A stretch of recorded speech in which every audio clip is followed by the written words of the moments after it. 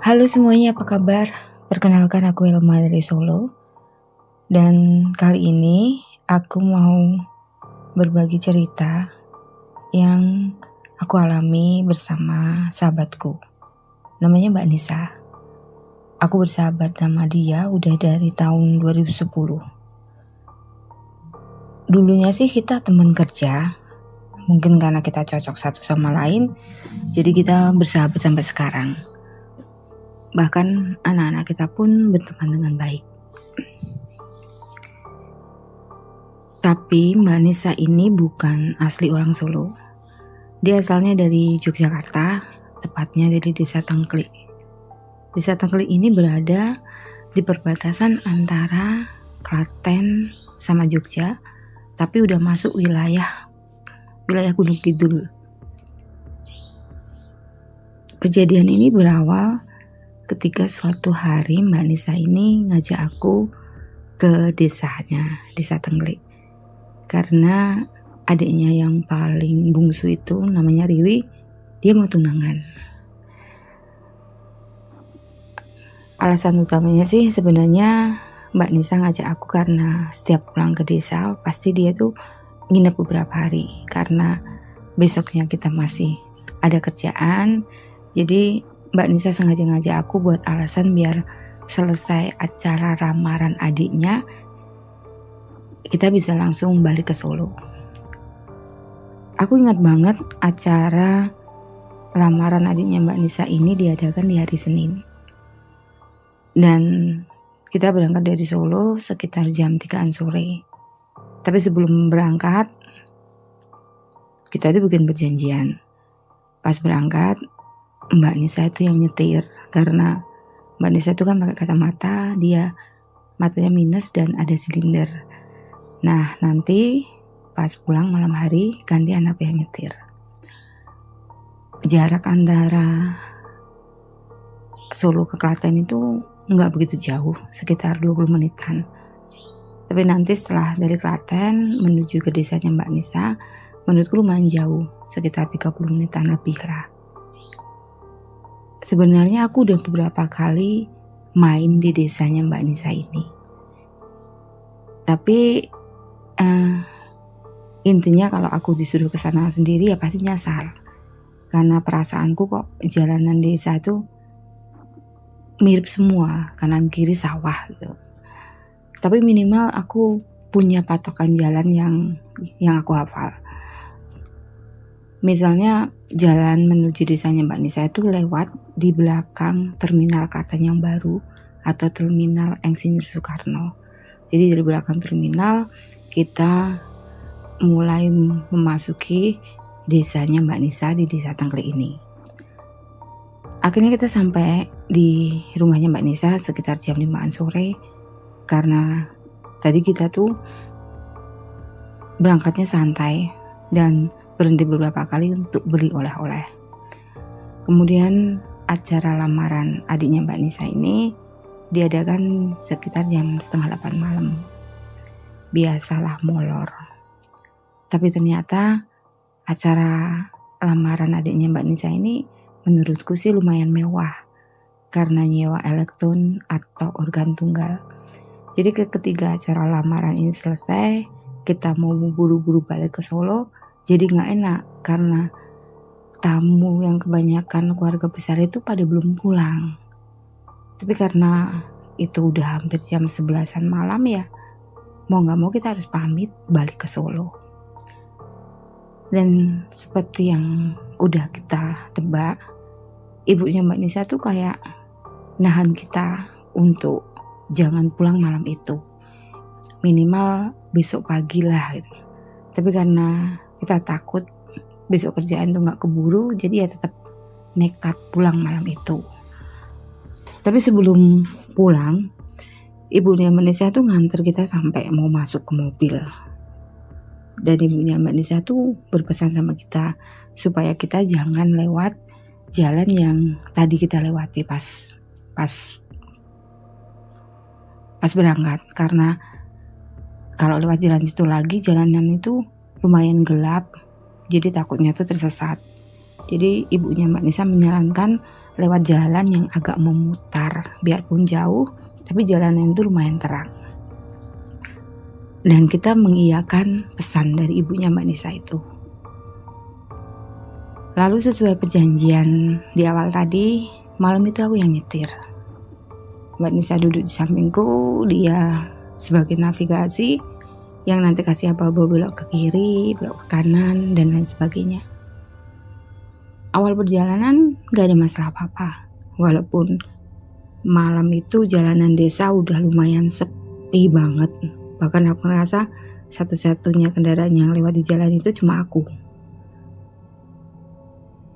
Lalu untuk memecah kesunyian di malam itu ya kita muterin lagu sambil nyanyi-nyanyi bareng.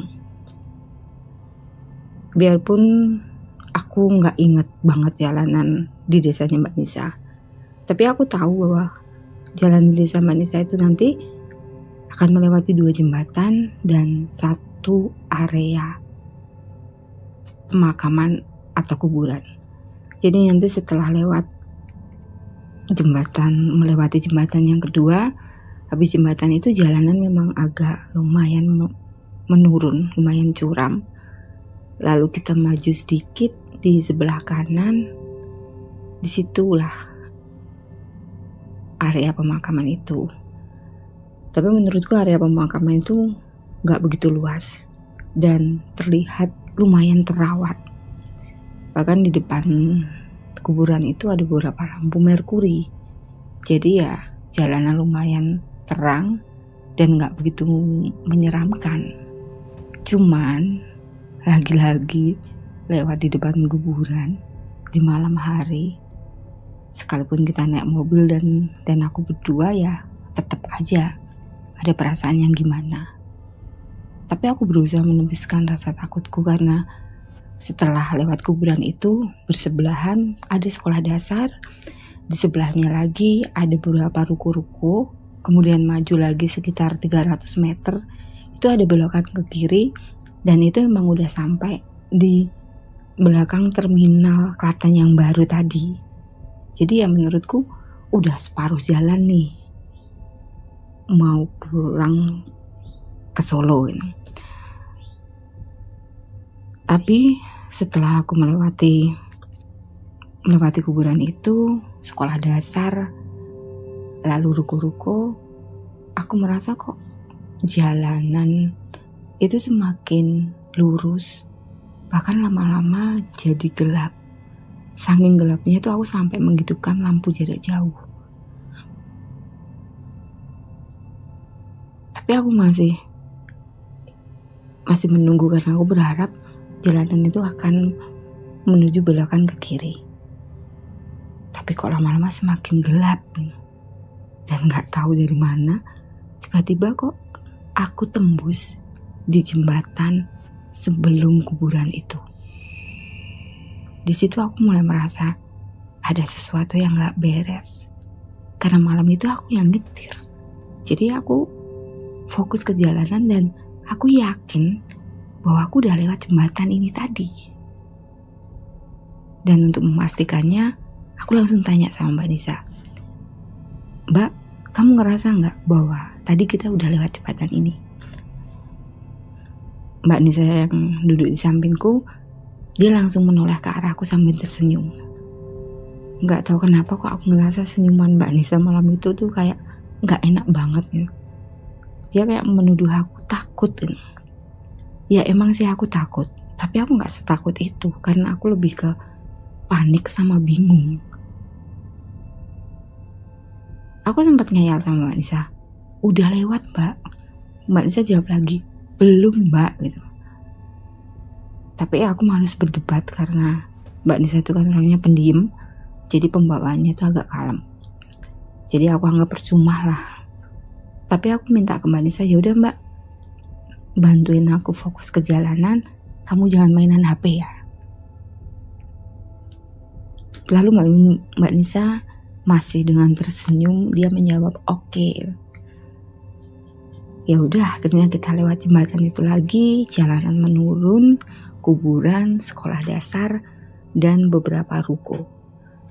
Saat kita lewat di depan ruko-ruko itu, Mbak Nisa sempat bilang ke aku, Mbak tenang, bentar lagi tuh di depan ada belokan ke kiri dan itu udah sampai terminal kok.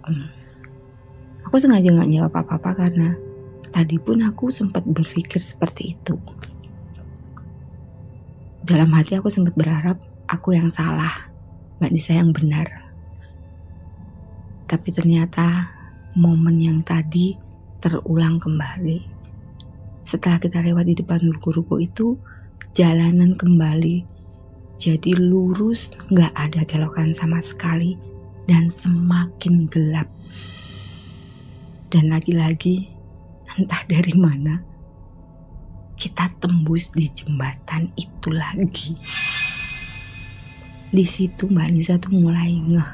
Dia mulai sadar bahwa ada keanehan. Nah Mbak, betul kan aku bilang? Lalu Mbak Nisa menoleh ke arahku. Dan sekarang gantian Mbak Nisa yang panik banget. Kok bisa ya Mbak? Ya aku gak tahu, aku jawab gitu. Tapi ya mau gimana lagi, mau gak mau, kita harus melewati jembatan itu untuk ketiga kalinya. Karena gak mungkin kita berhenti di tengah jembatan. Dan ketika melewati jalanan yang menurun setelah jembatan tadi, saat mau melewati kuburan itu, dari jauh, aku sama Mbak Nisa lihat ada beberapa orang, atau tepatnya rombongan orang yang berjalan berduyun-duyun. Aku sempat kaget karena kok tiba-tiba ada rombongan orang yang berjalan lumayan banyak.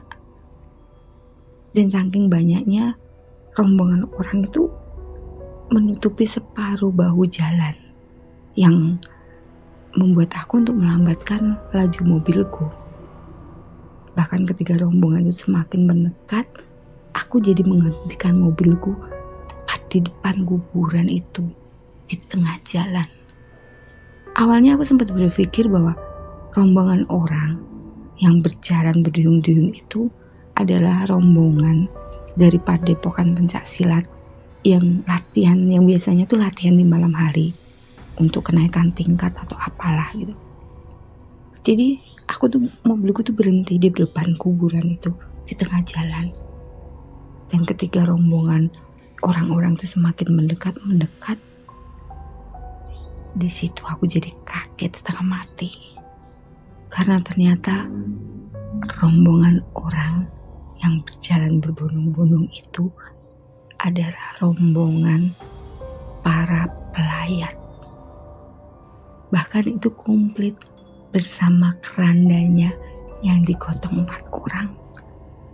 Aku sama Mbak Nisa yang di dalam mobil tuh jadi gak bisa ngapa-ngapain. Kita sempat nge-freeze, tapi pandangan mata kita tuh ke depan melihat rombongan para pelayat itu. Jadi rombongan para pelayat itu berjalan tepat di depan mobil kita memasuki kuburan itu. Mungkin saat itu walaupun kita nge-freeze, tapi kita mungkin punya pemikiran yang sama karena gak mungkin ada orang yang menguburkan jenazah di jam yang hampir 12 malam. Apalagi setelah aku perhatikan dengan baik-baik, rombongan para pelayat itu jalannya setengah melayang. Dan gak ada habis-habisnya, kayak banyak banget gitu. Bahkan mereka tuh mengeluarkan suara dengungan, kayak dengungan serangga atau lebah yang dan itu tuh seakan menghipnotis aku. Jadi aku tuh gak bisa berbuat apa-apa selain terdiam menunggu di dalam mobil sampai rombongan para pelayat itu habis. Tapi gak berapa lama, tiba-tiba kaca mobilku diketuk. Dan suara ketukannya tuh lumayan kencang dan kasar. Tok tok tok tok tok tok tok tok tok. Mbak. Aku yang saat itu lagi fokus lihat rombongan para pelayat itu, sontak langsung terkejut aku sama Mbak Nisa tuh jerit sambil nunduk nutup muka. Tapi suara ketukan di kaca mobil tuh nggak berhenti. Sampai akhirnya aku memberanikan diri membuka kaca mobilku. Dan setelah aku buka, aku mendapati seorang bapak-bapak separuh baya lah. Tapi anehnya wajah bapak itu lebih panik dari wajah kita, dari wajahku sama Mbak Nisa. Dia langsung bertanya ke aku, Mbak, gak ada apa-apa kan? Gak ada apa-apa kan? Aku saat itu gak bisa jawab apa-apa selain menunjuk ke depan. Dan ketika aku lihat di depan, saat aku ngasih isyarat ke bapak bahwa aku tuh nunggu rombongan para pelayat itu. Tapi saat aku lihat ke depan, rombongan para pelayat itu kayak hilang begitu aja. Bahkan saat aku nengok ke arah kuburan, nggak ada apa-apa. Di situ gelap. Rombongan para pelayat yang aku lihat berduyun-duyun tadi kayak lenyap di telan bumi gitu aja. Dan bapak yang ketuk-ketuk pintu kaca mobil itu seakan tahu apa yang aku alami. Lalu dia tanya, Mbak dari luar kota ya? Karena emang saat itu mobil itu platnya masih H. Jadi dia pikir aku dari Semarang. Lagi-lagi aku gak bisa jawab apa-apa karena masih speechless lah. Lalu bapak itu berkata lagi, Mbak, besok kalau lewat di sini habis maghrib jangan lupa ngelakson ya. Ternyata memang ada beberapa kejadian kalau ada yang lewat di depan kuburan itu dan kita lupa ngelakson, pasti diganggu. Apalagi aku baru menyadari bahwa itu tuh udah hampir jam 4 pagi. Padahal tadi aku pulang dari rumahnya Mbak Nisa tuh jam 11-an malam. Dan tanpa aku sadari ternyata aku tuh berhenti di depan kuburan itu dari mulai jam 12 sampai jam 4 pagi. Karena ternyata bapak itu adalah sopir dari mobil box yang ngangkut sayur mayur buat dijual di pasar. Bahkan bapak itu bilang, apalagi Mbak, semalam itu adalah malam Selasa Kliwon yang menurut mitos orang Jawa katanya emang lebih serem dari malam Jumat Kliwon. Lalu bapak itu menambahi cerita lagi bahwa masih mending Mbak itu di sini dari jam 12 malam sampai pagi. Katanya kemarin tuh ada orang yang sampai tersesat tuh seminggu baru nemuin jalan pulang. Begitu dengan cerita bapak itu, aku sama Mbak Nisa tuh kayak lemes banget kan. Tapi dalam hati yang bersyukur. Untung cuma semalaman gitu. Jadi bapak itu tanpa aku sadari itu ternyata tuh dia tuh udah ngelaksonin aku dari tadi. Tapi gak tahu kenapa tuh aku gak dengar apa-apa. Lalu bapak itu turun nyamperin mobilku karena bapak itu ngira mobilku mogok. Di antara semua rasa takutku, aku tuh bersyukur banget untung ketemu bapak yang begitu baik. Bahkan bapak ini menawarkan diri untuk ngawal aku sampai ke belakang terminal. Dan akhirnya saat aku sama Mbak Nisa sampai di belakang terminal, kita tuh mutusin untuk istirahat dulu, cari teh anget atau sarapan, nunggu sampai hari itu lumayan terang sekitar jam 7 atau jam 8, baru kita melanjutkan perjalanan pulang ke Solo. Dan sebenarnya tuh aku udah lupa sama cerita ini, sama pengalaman ini. Karena kemarin tuh ceritaku yang sebelumnya kan ditayangin di UC What I See, lalu aku posting di IG Story dan di komen Mbak Nisa. Lalu Mbak Nisa mengingatkan kisah ini. Jadi itu ceritaku yang aku alami bersama temanku. Sekali lagi terima kasih. Jangan lupa tetap jaga kesehatan. Assalamualaikum warahmatullahi wabarakatuh.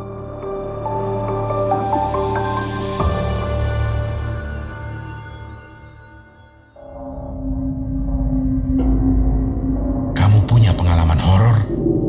Kirim ceritamu ke podcast ceritahoror@gmail.com.